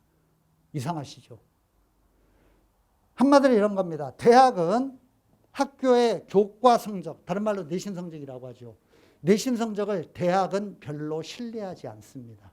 대학은 기본적으로 이 자료를 하도 교육부에서 공교육 정상화를 위해서 이걸 반영하지 않으면 너희들 돈 안 줄 거야, 예산 안 줄 거야. 그러면서 하도 목을 졸라매니까 어쩔 수 없이 울며 겨자 먹기로 학생부 교과라는 제도를 도입하고 인원 배정은 해놓았지만 기본적으로는 대학들은 이 제도를 아주 싫어합니다. 왜? 대학은 실력이 있는 애를 뽑고 싶지 그냥 정부 방침에 따라 가지고 아무나 뽑고 싶지는 않아요. 이게 무슨 말이냐면 아주 쉽게 얘기하면 이런 겁니다. 용인외고에서 중간 정도 하는 애가 시골에서 전교 1등 하는 애보다 훨씬 더 잘하는 애라는 거 대학이 알고 있어. 대학은 용인외고 있는 애 뽑고 싶어. 시골에서 1등 하는 애 좋은 대학 보내려고 스님들이 점수 몰아줘가지고 전교에서 1등 하는 애 뽑고 싶지 않아요. 왜? 걔는 수능 시험 봐야 2등급, 3등급밖에 안 나와. 그러니까 기본적인 학력이 부족해. 그러니까 대학은 별로 내신 성적이라는 걸 안 좋아해요. 그래서 대학은 어떤 제도를 만들었느냐. 이 내신 성적으로 대학을 가는 교과 전형에는 모든 대학들이, 대부분의 대학입니다. 거의 모든 대학이 강력하게 수능 조건을 붙여놨어. 우리 대학의 교과 전형에 합격하려면 수능 2과목이 2등급이라 합쳐가지고 3등급이라 된다. 합쳐가지고 4등급이라 해야 된다. 3개의 영역이 합쳐가지고 6등급이라 해야 된다. 합쳐가지고 5등급이라 해야 된다. 1등급이 2개 이상 있어야 된다. 항상 이렇게 조건을 달아놔. 이 조건을 통과하는 애들만 내신을 가지고 경쟁할 수 있어. 그 조건을 통과하지 못하면 기본 학력이 안 되는 애들이기 때문에 천하의 전교 1등이 어떻고 뭐 맨날 3년 내내 전교 1등만 했어도 수능 조건이 의대 같은 경우는 1등급 3개거든요. 보통 1등급 3개가 되지 않는 애들은 3년 내내 1등만 했어도 아예 서류 심사 대상이 안 돼. 그냥 잘라버려요. 전부 다. 기본적으로 그건 다 빼버려요. 그러니까 이러기 때문에 수능 조건을 전부 까다롭게 붙여놨습니다. 그러니까 수능 최저 학력 조건이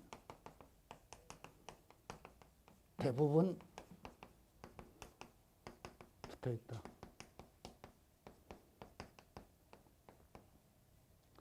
그래서 아까 이제 제가 아까 처음에 필기해 드릴 때 대학으로 가는 제일 큰 문이 수시에서 학생부 교과하고 정시에서 수능 중심 전형인데 그 양쪽을 합쳐가지고 수능이 제일 중요한 거다라고 제가 아까 처음에 제가 그 인트로듀스 할 때 처음에 도입할 때 말씀드렸잖아요. 그 의미가 이겁니다. 수능의 최저학력 조건이 붙어 있다. 사실은 이 최저학력 조건이라는 게요. 필요 조건이 아니라 필요 충분 조건일 때가 굉장히 많아. 무슨 말이냐면 수능 조건을 통과해야만 여기서 경쟁을 할 수가 있는데 수능 조건을 통과를 못하는 애들이 너무 많은 거야. 70%, 80%가 여기서 다 나가 떨어져. 수능 조건을 까다롭게 붙여놓기 때문에. 그러니까 수능 조건이 일단 되고 나야만 그 다음에 무슨 경쟁이 되는데 경쟁이 안 되는 애들이 너무 많으니까. 그래서 부모님들 생각하기엔 참 이상하시지만 학생부 교과라는 게 내신 성적을 가지고 대학을 가는 전형이 아니에요. 그렇게 생각하시면 안 돼. 일단 수능이 돼야 돼. 의대가 모든 의대들은 1등급 3개가 대부분 붙어 있습니다. 1등급 3개가. 그러면 이런 거야. 그 의대에 나중에 뚜껑을 까보잖아요. 그러면은 놀랍게도 내신에서 3등 3등급, 4등급짜리가 합격하는 경우가 굉장히 많아요. 의대에. 말이 안 되잖아. 내신에서 3등급, 4등급짜리가 왜 거기를 들어가냐고. 그건 당연한 거야. 1등급 3개 조건을 붙여놓으면은 1등급 3개가 안 되는 애들은 다 빠져버리는 거야. 그리고 1등급 3개가 되는 애들 중에서 1등급 뭐 1점, 내신이 1.1, 1.2, 1.3 내려오다가 그 조건에 맞는 애들이 2등급, 3등급, 4등급까지도 내려가는 거야. 그보다 훨씬 더 내신 좋은 애들 많이 있지만 걔들은 수능에서 1등급 3개를 못 맞았어. 지방의대로 가기 싫어해. 1등급 3개를 맞는 애들 정도면은 서울권의 의대 가려고 하지 지방의대 가려고 하지 않아. 그러니까 지원을 잘 안 해. 그러면 지방의대에서는 펑크가 나는 거야. 그 수시 지원자들 중에 1등급 3개가 정원을 못 채워, 모집 정원을. 아니, 1등급 3개가 조건 중에 내신 좋은 애들로 조건을 못 채우는 거야. 그러면 내신이 안 좋은 애들까지 자꾸 내려가는 거야. 이렇게 해서 3등급, 4등급까지 내려가. 이러다 보니까 내신에 이렇게 수능 최저학력 조건이 아주 높은 학교들, 이대라든가 중앙대라든가 이런 몇몇 학교들이 있는데 이런 데는 내신이 굉장히 안 좋은 애들이 합격하는 경우가 아주 많아요. 왜? 기본적으로 내신은 아주 좋지만 시골 출신들이 수능을 못 봐가지고 조건을 못 맞춰. 그러면 다 빠져나가 버려요. 그러면 그 조건 맞춘 애들만 남다 보면 계속 밀리는 거예요. 그러니까 내신이 조금 안 좋아도 붙는 경우가 대단히 많습니다. 그래서 교과 전형이라는 건 말이 교과지 실제로는 수능이 합격을 좌우하는 굉장히 중요한 요소가 된다라는 거. 이런 의미에서 아주 중요한 제가 팁을 하나 드릴 테니까 요거는 애들 관리할 때 아주 명심해 주시기 바랍니다. 내신을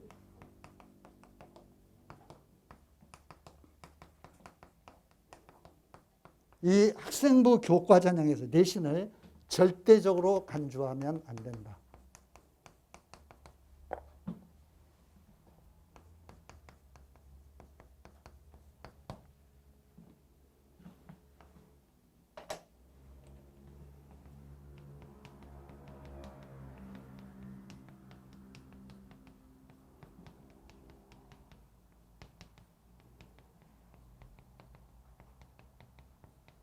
내신은 꾸준히 관리해야 된다.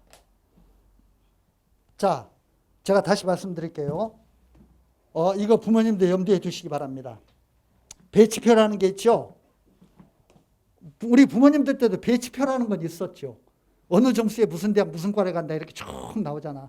서울대 경제학과 문과 같으면 뭐 이렇게 쭉 뭐 요즘은 법대는 없어졌지만 뭐 자유전공부터 이렇게 쭉 뭐 서울대 법대 이렇게 해가지고 이과 같으면 서울대 의대 연대 의대 이렇게 쭉 내려오잖아요. 그렇죠? 배치표라는 거 있죠. 이 배치표에 보면 표점, 내신 이렇게 해가지고 서울대 의대 표점 뭐 538, 내신 1.1등급 이렇게 쭉 나오잖아요. 이렇게 해가지고 이제 쭉 이렇게 내려가잖아. 그래가지고 뭐 1.5, 2 뭐 이제 뭔가 대학과 뭔가 결로 이렇게 내려가잖아. 잘 들으세요. 우리 애가 이제 고등학생이 됩니다. 내년에. 그러면 학교에서 중간고사 봅니다. 기말고사 봅니다. 꼬리표 받아가지고 옵니다. 성적표 받아가지고 오죠. 거기에 성적표에 이렇게 나와. 4.2등급, 3.5등급 이렇게 나오잖아요. 그러면은 3.5등급, 4.2등급 배치표에 이렇게 찾아보면은 쭉 이렇게 내려가 보면 이제 그 소위 말하는 듣보잡대학, 듣도 보도 못한 그런 어떤 이상한 대학들, 그런 대학들이 나오기 시작합니다. 그러면 부모님이 절망하시기 시작하죠. 너는 틀렸다. 네 인생은 끝났다. 이제 너는 대학 포기하고 그냥 뭐 장사할 궁리를 하거나 뭔가 땅 궁리를 해보거나 그냥 뭐 여학생 같으면 시집갈 준비 뭐 그냥 가사 열심히 익혀가지고 시집갈 준비하거나 이렇게 말씀하실 수 있는데 그거는 완전히 잘못된 생각입니다. 완전히 잘못된 생각이에요. 이게 무슨 말이냐면 내신으로 대학 가는 게 아니에요. 내신이라는 건 대학은 근본적으로 학생을 뽑을 때 학력 지표로 활용하지 않아요. 학력은 항상 수능이야. 왜? 그게 제일 공정하고 모두가 시험 보고 같이 평가받는 거니까. 내신은 어떤 시골 학교에서 어떤 선생님이 점수를 몰아줘가지고 얘가 몇 등인지 이런 거 관심 없어, 대학은. 그렇게 해가지고 나온 성적이라는 거 잘 알고 있어. 좋은 고등학교들이 얼마나 많아. 상산고등학교, 무슨 민족사관고, 뭐 대원외고, 한영외고 얼마나 좋은 학교들이 많은데 그런 학교에서 5등급, 6등급 하는 애들이 일반 고등학교 애들, 우수한 애들보다도 훨씬 더 성적 좋고 학력 좋다는 거 다 알고 있는데 대학이. 그러니까 대학은 기본적으로 내신을 신뢰하지 않는다고. 그렇기 때문에 내신이 우리 애가 3등급, 4등급 나왔다고 해가지고 이 배치표에 있는 거 보면서 너는 대학 가기 틀렸다. 이걸 가지고 이 3등급, 4등급을 가지고 대학에 간다고 생각하면 절대 안 되는 거예요.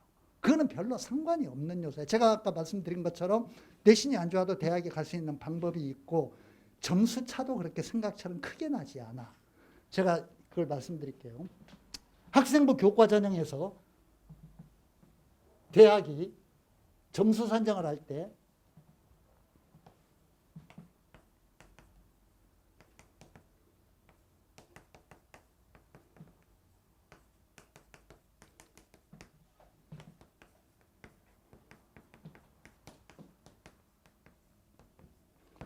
내신이 9개 등급이 있을 때 만약에 내신 성적을 성적의 지표로 대학이 활용한다고 한다면 9개 등급 사이의 점수 간격이 똑같아야 되죠.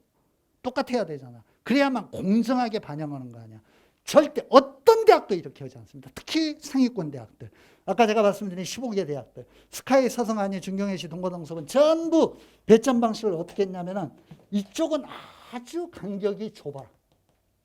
0.5점. 이쪽은 똑같이 한 등급 차이인데 10점이야. 이쪽은 8점. 이쪽은 1점. 예를 들자면 그렇다는 겁니다.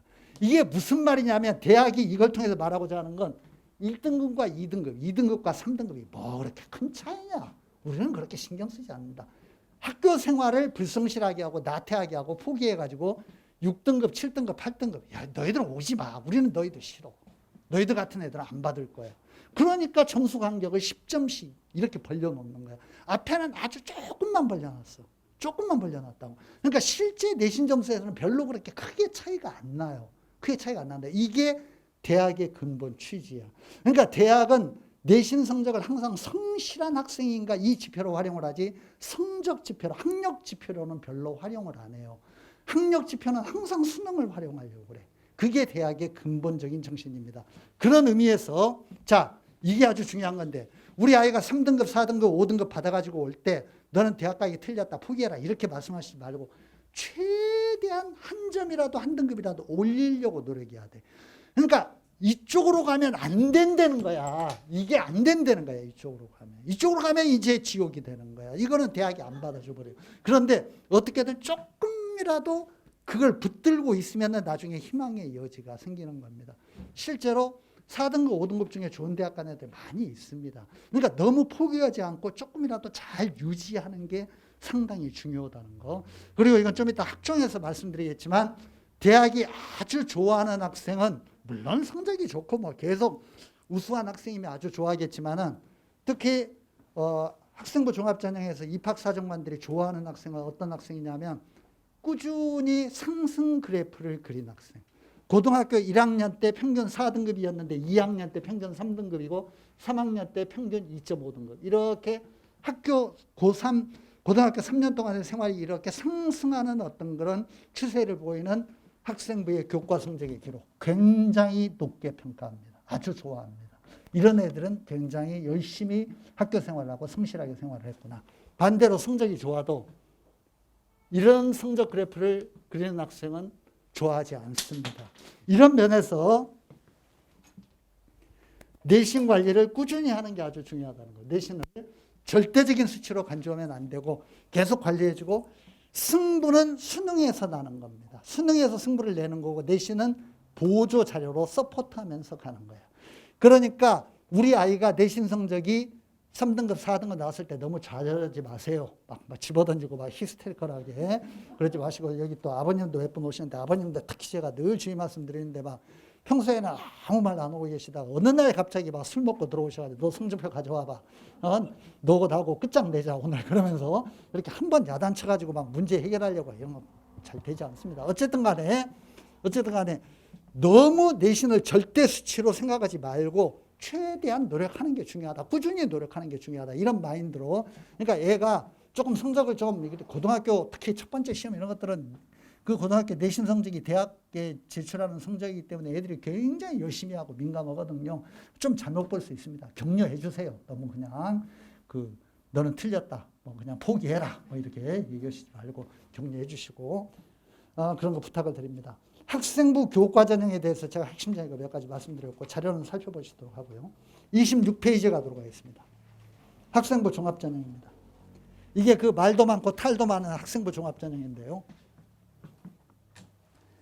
대학에 가는 24년도 입시에서 대학에 가는 3개의 문 중에 하나입니다. 학생부 교과, 학생부 종합, 수능 중심, 정시의 수능 중심 3개의 전형 중에 하나고요. 이 학생부 종합이라는 게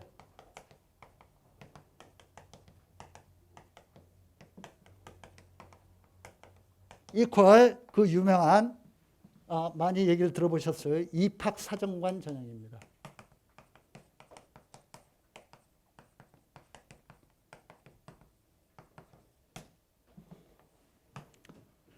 입학사정관이 그 학생의 모든 관련된 기록과 그 학생이 스스로 작성한 서류들 이런 것들을 보고 종합적으로 우리 대학이 뽑을 만한 학생이다 아니다 이런 것들을 판단해서 뽑아주는 겁니다. 일단 이 학생부 종합전형은 상위권 대학이 매우 좋아하는 서울대학은 7, 80%, 고려대학은 50% 이런 식으로 상위권 대학이 아주 좋아하는 전형 방식입니다.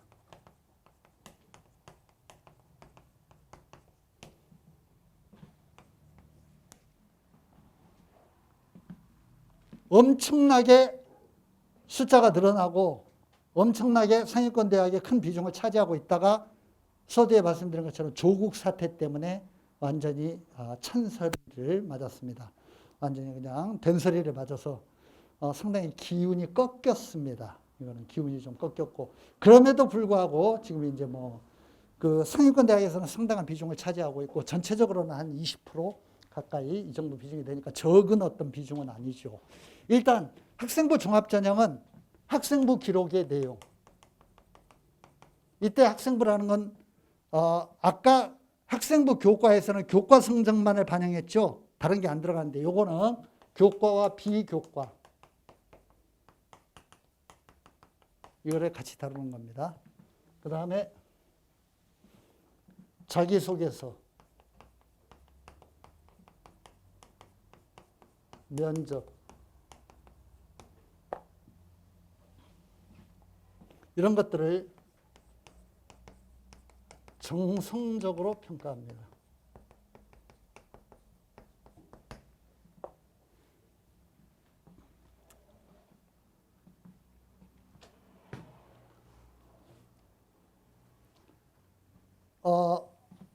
면접은 이게 상당수의 대학들이 면접에서 이게 굉장히 많이 갈렸는데 어려운 문제를 내가지고 그 질문을 해가지고 상당수 대학들이 학종에서 면접을 아주 중시했는데 이게 또 부정의 소지가 많다고 해가지고 공정성 문제 때문에 교육부에서 압력을 내가지고 요즘 이거는 그 감소되는 추세에 있습니다. 계속 줄이고 있어요. 없앤 대학들도 꽤 있고 감소 추세에 있습니다. 결국은 여기에서 판별이 나는 겁니다. 학생부하고 자기소개서를 정성적으로 평가한다. 정성적이란 말은 무슨 말이냐면 학생부 교과하고 수능 같은 경우는 숫자잖아. 점수.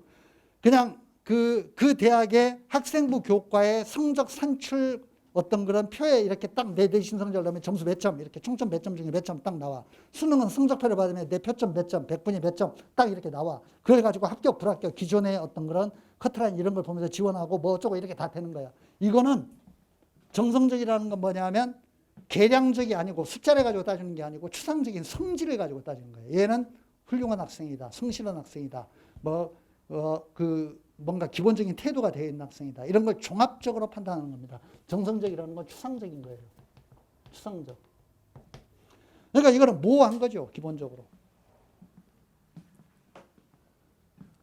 그동안에 학생부 종합 전형을 보면은 실제로는 이런 것들이 대학이 좀 이렇게 자기들이 원하는 어떤 그런 그 학생들을 뽑고자 학생부 종합 어떤 그런 전형을 활용하면서 좀 여러 가지 화제에 뭐 오르고 뭐 이런 학생도 있었죠. 가령 뭐 상당히 오래된 얘기긴 합니다만 연세대에 합격한 학생 중에 곤충 3년 내내 곤충만 채집하고 곤충에 대해서 박사가 되었다. 내신은 7등급, 8등급 뭐 이 정도밖에 안 되는데 어떤 전문가보다도 곤충에 대해서 많이 알고 이런 학생들 뭐 생물자원 시스템학과인가 뭐 그런 데 합격한 걸로 내가 기억을 하고 있는데 이런 학생이라든가 한양대 합격한 학생 중에 학력은 굉장히 별 볼 일 없었지만 장애인이었던 자기 친구를 3년 내내 교실에 업고 다녀가지고 그런 어떤 정신을 사가지고 한양대에서 뽑아줘 이런 학생도 있었고 친구 얻고 다니지 말라고 하세요. 괜히 그런 거 본받아가지고. 그런 건 흉내낸다고 되는 게 아니야. 그런 거지. 나 저 대학 가려고 친구, 저 장애인 친구 얻고 다니고 그러면 다 알아, 대학에서. 그런 거 다 아니까 그런 쓸데없는 짓 하지 말고 그런 거 한다고 되는, 또 벌레 잡으러 다니지 말고 그런 것도 안 돼요. 그런 거. 그게 마음이 끌려야 되는 거지. 그게 무슨 뭐, 그게 폼 잡는다고 되는 게 아닙니다. 그런데 이게 문제가 많아가지고 요즘은 자꾸 위축이 되고 있는데, 그냥 뭐, 한마디로 어떻게 얘기하기는 굉장히 힘들고요. 일단은 이렇습니다. 나중에 원서를 쓰는 시점이 되면 수시와 정시는 기간이 다르기 때문에 정시는 나중에 원서를 쓰는 거고 수시 기간에는 6번 원서를 써야 되잖아. 6번 원서를 쓰는데 원서를 쓰는 분은 학생부 교과와 종합뿐이야. 그러니까 내가 내신 성적이 아무리 안 좋아도 학생부 교과를 쓸 수밖에 없고 문이 그거밖에 없으니까 내가 아무리 스펙이 안 좋고 학생부에 기록된 내용이 별 볼 일 없어도 학생부 종합은 써야 돼. 왜냐하면 문이 그거밖에 없으니까. 그러니까 대한민국의 모든 고등학생은 준비를 했든 안 했든 학교 성적이 좋든 안 좋든 학생부 교과와 학생부 종합 전형을 나중에 원서를 내야 돼. 그렇게 보면은 최소한의 관리는 해야 되는 거죠. 그렇죠? 최소한의 관리를 해야 되는 거고, 이게 또 학생, 죄송합니다. 이게 자꾸 내가 쳐가지고 어머님 신경 쓰이실 것 같아요. 저희 학생부 관리는 이거는 옛날 입시와 다른 부분이기 때문에 부모님들이나 우리 아이들이 교육을 받아야 됩니다. 따로 교육을 받아야 돼. 이거는 우리 아까 사회 본 우리 저 고등부 실장이 전문가입니다. 그래서 우리 학원 재학생 부모님 같은 경우는 여기 뭐 꽤 좀 계시는 걸로 알고 있는데 정기적으로 불러가지고 학생부 관리에 대한 상담을 해줍니다. 현재 어떻게 진행이 되고 있고 학생부를 뽑아오라고 해가지고 어떤 항목이 좀 더 보강이 돼야 되고 뭘 더 써야 되고 담임에게 뭘 더 요구하고 뭐 어쩌고 이렇게 그리고 학생부라는 게 기본적으로 어떻게 구성이 되어 있고 어떤 내용이 뭐 세특에 들어가야 되고 활동에 뭐가 들어가야 되고 뭐가 들어가야 되고 이런 것들을 계속 이렇게 어드바이스를 해줍니다. 지금 자료집에 보면은요 36페이지 한번 보세요. 36페이지에 보면 학생부 이렇게 관리하라 이렇게 되어 있죠. 근데 참 대단히 죄송하지만 오늘은 시간 관계로 이걸 할 수가 없습니다. 이게요, 이걸 하려면 한 2시간 정도 필요해요. 그러니까 나중에 우리 고등부 실장이 따로 한번 할 거예요. 이거는 학생부를 이렇게 관리해야 된다. 어떤 걸 신경 써야 되고 무슨 항목이 중요하다. 이거는 따로 한번 할 겁니다. 그러니까 그거는 참고로 한번 봐주시고요. 참고로 한번 봐주시고 나중에 이거는 적절한 시기에 한번 모실 겁니다. 한번 모셔가지고 우리가 학생부는 이렇게 관리해야 된다. 애들 대상으로도 한 번씩 교육시킵니다. 우리가 학생부는 이렇게 관리해야 된다. 얘기하니까 좀 그런 점을 기억을 해주시고 나중에 좀 배워야 된다는 거. 일단은 핵심만 말씀드릴게요. 일단은 이 학생부 종합전형에 대비하는 의미에서는 이런 게 필요합니다. 학교 생활을 충실하게 해야 된다.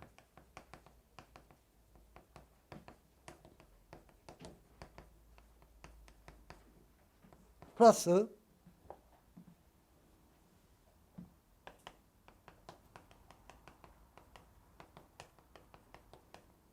학생부 관리를 잘 해야 한다.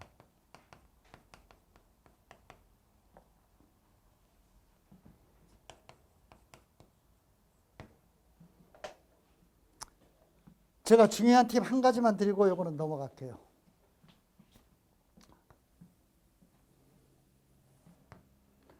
스님들이 이쁘게 보면은 아무래도 교과 평가라든가 담임 평가라든가 교과 담당 선생님의 평가 항목 뭐 온갖 내용들에서 좋은 내용을 써주게 되겠죠. 스님들에게 잘 보이는 게 중요하죠. 그러니까 학교 생활을 충실하게 하는 학생을 스님들은 이뻐하시니까 학교 생활 충실하게 해야 되고, 학생부 관리를 잘 해야 된다는 말의 개념은 이거는 뭐 아주 모호할 수 있는데 이것만 제가 말씀드릴게요. 중심을 설정해야 된다.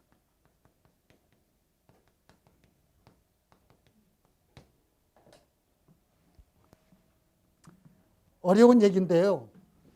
중심 설정이라는 건 뭐냐면은 과학까지는 아니라고 하더라도 우리 애가 어떤 전공을 대학에서 선택하는 게 좋을 것 같다. 그러면은 그와 연관된 학교 활동이라든가 여러 가지 내용들이 기재가 되도록, 학생부에 기재가 되도록 하는 게 좋다는 겁니다. 그러니까 예를 들자면 우리 애가 영문과를 가겠다라고 하면 서클도 뭐 영자 신문 읽기 서클이라든가 영어 연극반이라든가 이런 데를 들어야 되고 학교 내 경시대회도 영어 경시대회라든가 영어 스피킹 대회라든가 영어 토론 대회라든가 이런 데 주로 출전을 해야 되고 이런 식으로 어떤 초점이 있는 내가 연극영화과를 가겠다 그러면은 8mm 영화 뭐 이렇게 무슨 찍기 뭐 대회라든가 이런 데 한다든가 혹은 뭐 부산 영화제에 가가지고 뭔가 그 인턴십을 했다라든가 봉사활동을 했다라든가 그러니까 봉사활동, 인턴십, 서클 활동, 뭐 학교 내 어떤 동아리 활동 무슨 뭐 온갖 것들 이런 것들이 다 전부 다 종합적으로 연결이 돼 있기 때문에 이런 데 중심이 있으면 좋다는 겁니다. 어떤 중심을 설정을 하고 그와 관련된 학교 활동, 서클 활동, 뭐 이제 뭐 여러 가지 봉사 활동, 뭐 무슨 이런 것들, 뭐 인턴십 활동 이런 것들을 하면 좋다는 거죠. 그러니까 그런 거 자꾸 생각을 아이하고 대화를 하면서 하는 게 좋습니다. 그런 의미에서 학생부의 좋은 내용들이 나중에 입학사정관이 볼 때 긍정적인 내용들이 아 얘는 진짜 이걸 하고 싶어가지고 꾸준히 이런 걸 해왔구나라는 어떤 그런 느낌을 학생부를 보면서 딱 들면 굉장히 좋죠. 그런 의미에서 중심을 설정하는 것이 상당히 필요하다는 것들 말씀을 좀 드리고 싶습니다. 33페이지 가도록 하겠습니다. 수능 전형이 마지막으로 남아있는데 수능 전형은 학생부 교과와 마찬가지로 그리고 이놈들이 고등학교 3년 생활을 할 때 이미 중학교 3년에서 경험하셨겠지만 부모님들이 원하는 내신 성적을 얻지 못할 가능성이 매우 높습니다. 고등학교 3년 동안 이제 한숨을 많이 쉬시게 될 텐데 학생부 교과 지원이 상당히 뭔가 난감해질 거예요. 그 내신을 가지고. 죄송합니다. 잘하는 애들도 있을 텐데 대부분의 애들은 부모님의 관점에서는 만족스럽지 못하죠. 결국은 수능으로 승부를 봐야 됩니다. 그런 의미에서 최종적으로는 수능이 대학을 가는 가장 큰 문이고 결정하는 문이기 때문에 그리고 학생부 교과는 학생부 종합은 수능 조건이 별로 없지만은 학생부 교과는 수능 조건이 대부분 달려있기 때문에 결국은 수능 가지고 승부를 내는 수밖에 없습니다. 그런 의미에서 수능 전형은 평범한 학생들에게는 가장 중요한 전형이다. 수능 전형. 다른 특별한 능력이 없는 평범한 학생에게는 가장 중요한 전형이다.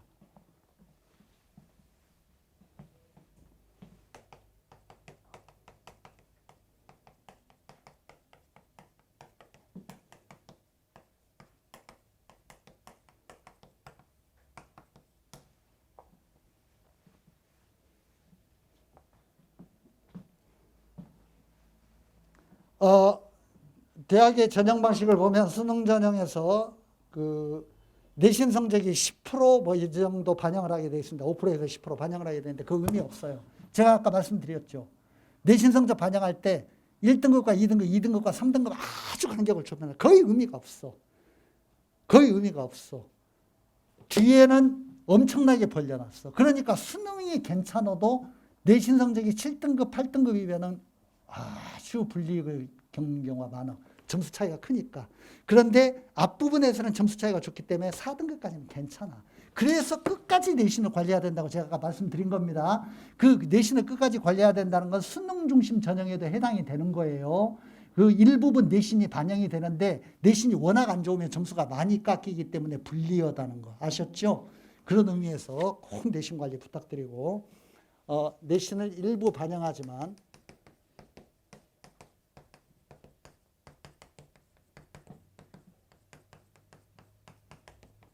수능 성적이 결정적으로 중요하다.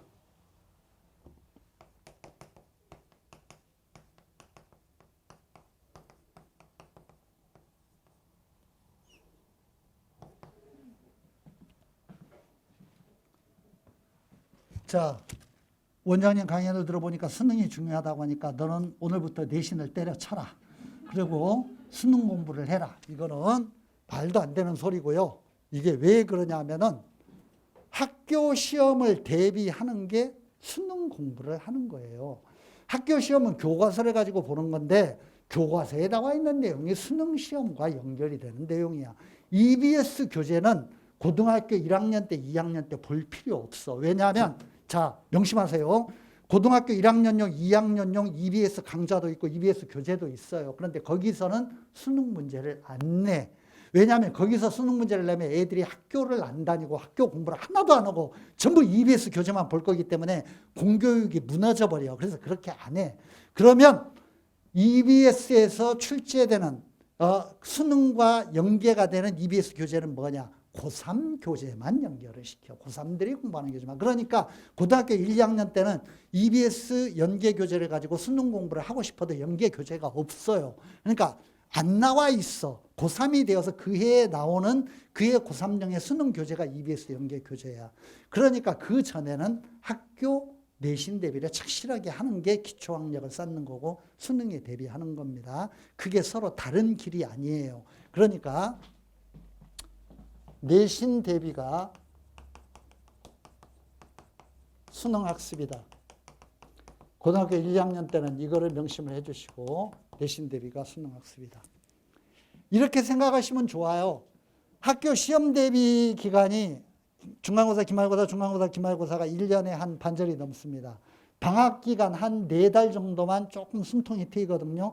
그 방학 때 주요 과목의 기초학력을 다지거나 선행하거나 심화시키는 거야. 그러니까 수학이라든가 영어 이런 것들 심화시키고 그리고 학교 다닐 때는 내신에 최선을 다해야 되는 거고 학교 다닐 때는 중간 기말에 정신이 없어. 그냥 그 내신 따야 되니까 내신 성적이 대학하고 직결이 되는 거니까 그리고 방학이 되면은 그때는 내신 시험을 안 보니까 그때 주요한 과목 수학이라든가 영어라든가 이런 것들을 조금 다지는 겁니다. 국어도 중요하지만 그런 의미에서 방학 기간이 아닌 때는 내신 중심 방학 때는 좀 기본 어떤 그런 과목, 학력 다지는 거 이런 것들을 신경을 쓰는 방식으로 공부를 하면 좋다.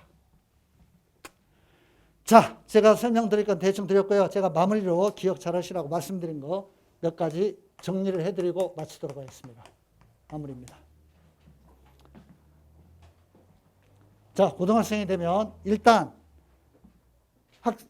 대학에서는 우리 아이의 학생부 교과와 비교과를 보면 얘가 학교 생활을 정상적으로 하고 성실하게 했는지 나태하게 했는지 그냥 적당히 어떻게 요령 부리면서 빠져나가려고 하면서 점수만 편하게 얻어가지고 대학을 오려고 하는지 이런 거 다 압니다.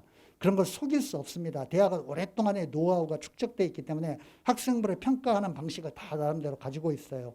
그런 의미에서 고등학생이 되면 선생님들이 기여할 수 있도록 학교 생활을 충실하게 해야 된다.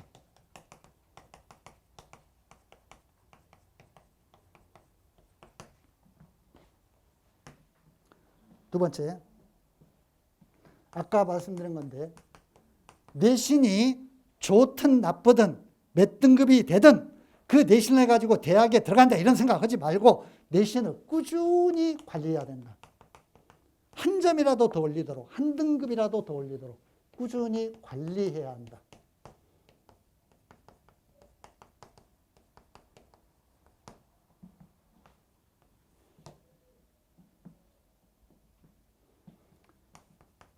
내신과 수능은 따로 공부하는 게 아니라 한 트랙이다.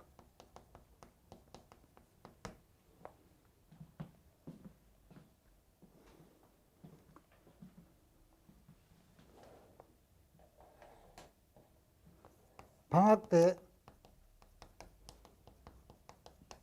주요 과목 학력 보충 학교 다닐 때는 내신 집중 학교 다닐 때는 내신 집중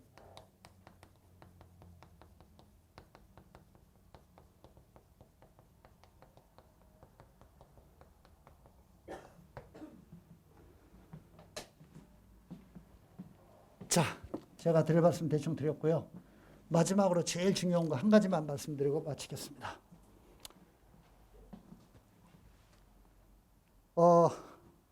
우리 아이들이 고등학생이 되면은요,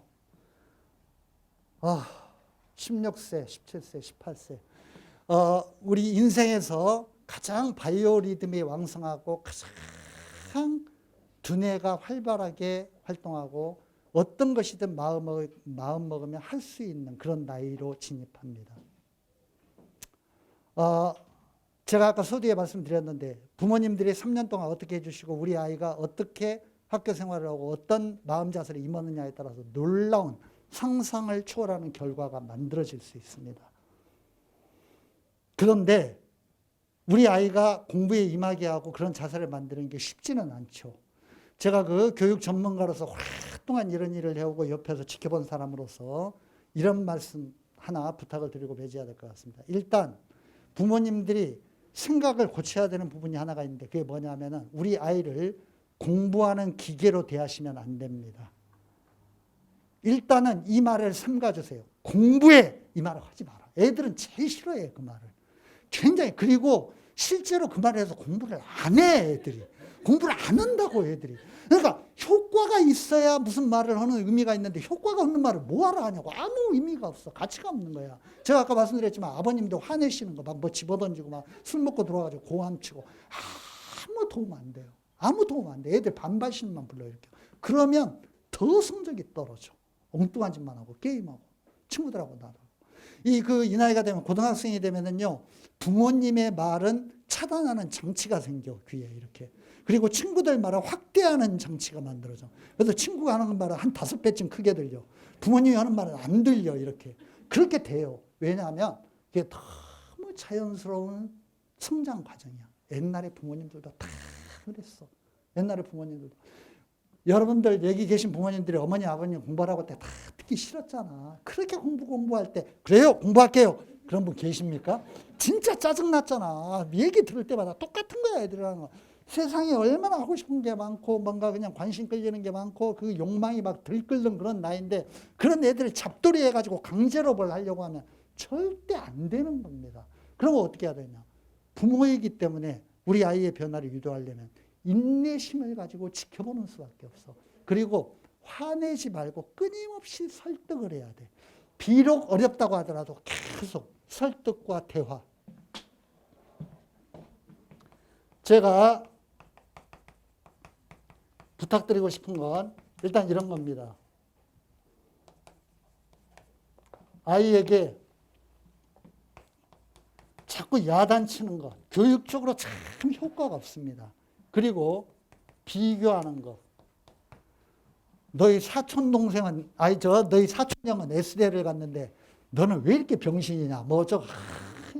아무 의미 없는 얘기. 심지어는 우리 아버님들이 그런 어법 많이 쓰시는데 부모님하고 비교하는 거. 내가 네 나이 때는 내가 네 나이 때는 밤새도록 공부를 해가지고 실제로는 그렇지도 않았으면서 이런 얘기를 참 많이 하신다고.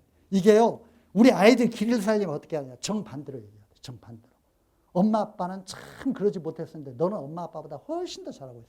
칭찬을 많이 해주시. 일단 무조건 칭찬을 해야 돼. 무조건. 얘는 무조건 칭찬을 해야 돼.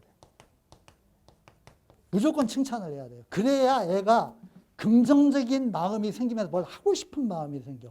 칭찬을 받지 않으면 하고 싶질 않아져. 하고 싶질 않아지면 만사가 다 뒤틀리는 거야. 만사가 다 뒤틀려. 그렇게 되면 안 돼요. 내부로부터 에너지가 만들어져야 돼. 에너지가 만들어지려면 어떻게 해야 되느냐. 참 중요한 게 뭐냐면은 대화인데 이게 또 그런 거야. 부탁드릴게요. 아이하고 대화할 때 멋있는 얘기 하려고 하지 마세요.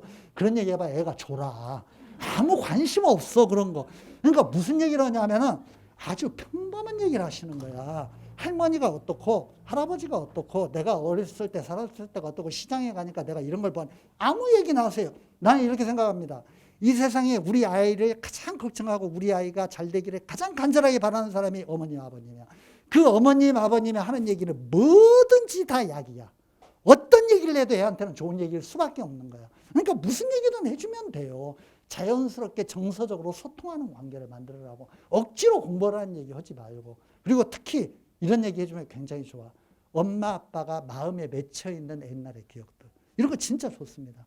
엄마가 옛날에 공부 좀 더 하고 싶었는데 나는 이런 거 하고 싶었는데 내가 가난한 집에서 태어나서 내가 능력이 없어서 내가 나태해가지고 이런 거 못했다. 나는 우리 아들이 우리 딸이 이런 거 하면 진짜 멋질 것 같아. 엄마가 가지고 있는 소망 중에 하나다. 될지 안 될지는 모르겠지만 간접적으로 얘기해 주시라고. 그러니까 엄마 아빠의 멋있는 면을 부각시켜가지고 애를 기죽이려고 하지 말고 너는 엄마 아빠보다 훨씬 더 낫고 장래가 촉망되는 사람이야. 엄마 아빠보다 훨씬 더 잘할 수 있어. 이렇게 길을 불어넣어주고 그런 걸 뭔가 이렇게 충동을 일으키기 위해서는 엄마 아빠를 좀 낮추는 게 필요합니다. 그런 면에서 대화 좀 많이 해주시고, 그 아버님 같은 경우는 애하고 활동을 많이 하면 진짜 좋습니다. 힘든 어떤 그런 산책을 한다든가 걷기를 한다든가 대화를 한다든가. 저는 그 서울의 한강 가까이에 삽니다만 우리 큰놈이 한참 입시해서 이렇게 힘들어하고 뭐 어쩌고 그럴 때 우리 큰딸하고 그 한강변을 참 많이 걸었어요. 걸으면서 대화도 많이 하고, 어떤 때는 걷다가 하루 저녁에 50리를 걸은 적도 있어. 둘이 이렇게 대화하다가 6시간인가를 걸었는데, 6시간인가 7시간인가를 걸었는데, 그런 거 굉장히 좋습니다. 그러니까 이런 식으로 아이와 자꾸 이렇게 접촉을 하면서 멋진 얘기 하려고 하지 말고 마음을 터놓고 여러 가지 그냥 인생의 얘기를 나누고, 그 진심이 아이에게 가 닿으면은 진짜로 어떤 순간에 한번 이렇게 딱 불이 붙기 시작하면 애가 눈빛이 달라지면서 태도가 달라지거든요. 그게 참 중요합니다. 제가요, 우리 여기 지금 위에 몇백 명의 재수생들이 공부하고 있는데, 재수생들이 아주 기본적으로 학력이 안 되고 대학에 못 가서 실패해가지고 온 애들이잖아. 그리고 20살 가까운 애들이니까 좀 머리가 컸죠. 제가 야단치면 좀 알아듣습니다. 제가 재수생들 무섭게 정신교육 시키거든요. 제가 정신교육 시킬 때 너희들이 인생에 대해서 한번 우리가 냉정하게 한번 까놓고 생각해보자라고 하면서 엄마 아빠 얘기하고 이러면 애들이 막 울어요. 내 얘기 들으면서. 그런데 애들이 그렇게 마음의 문이 한번 열리고 나면 진짜 놀랍습니다. 1년 동안 정말 이렇게 눈에서 살기가 돌 정도로 애들이 공부하는데, 그러면서 인생을 바꾼 애들이 정말 많습니다. 수학 9등급, 8등급 이런 애들이 1년 동안 이를 악물고 공부해서 1등급, 2등급 성적표를 봤어요. 실제로 많아요. 그런 애들이. 그러니까 워낙 왕성하고 이 바이오리듬이 막 이렇게 치솟는 그런 나이기 때문에 마음을 먹으면 달라지는 거야. 그 마음을 먹을 때까지 인내심을 가지고 대화하면서 계속 기다려야지. 너는 그 모양이냐, 뭐 어쩌고 좀 공부 좀 해라, 성적표 이런 얘기 해봐야 아무 도움이 안 돼. 애가 변하지를 않는다고. 그러니까 조금 그 옆에서 지켜보는 어떤 그런 마음 자세가 필요하다는 거. 인내심을 가지고 설득과 대화, 인내심을 가지자. 인내심을 가지고 지켜보자.